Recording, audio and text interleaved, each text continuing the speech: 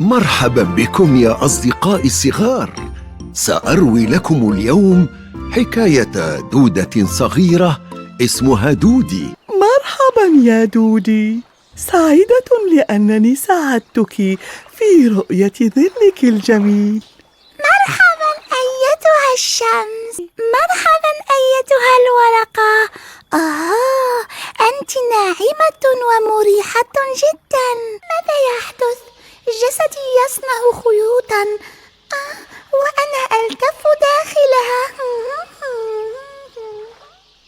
واصلت دودي نسج الخيوط الحريرية دون توقف حتى صارت داخل شرنقة مغلقة تمام.